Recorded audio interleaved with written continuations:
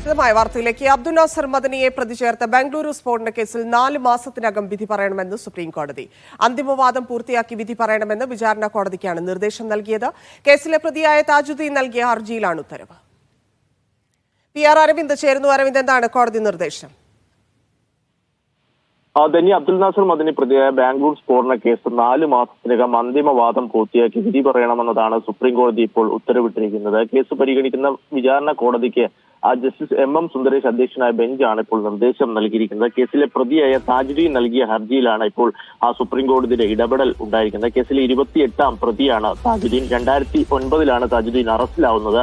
ഇതിൽ 16 വർഷമായി വിചാരണ പൂർത്തിയാകാതെ താൻ ജയിലിലാണെന്ന് കാട്ടിയാണ് താജുദ്ദീൻ സുപ്രീം കോടതിയെ സമീപിക്കുകയും വരുന്ന 4 മാസത്തിനുള്ളിൽ ഇതുമായി ബന്ധപ്പെട്ട അന്തിമവാദം പൂർത്തി വിധി പറയണമെന്ന് ഇപ്പോൾ സുപ്രീം കോടതി നിർദ്ദേശം നൽകിയിരിക്കുന്നത്. എന്തായാലും വിചാരണ നടപടികളെല്ലാം വേഗത്തിൽ തന്നെ പൂർത്തിയാകണം.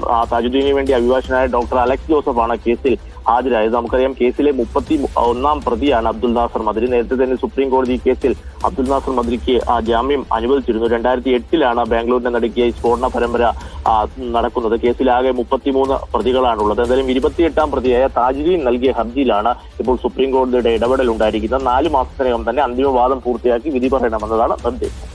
ശരി അരവിന്ദ്.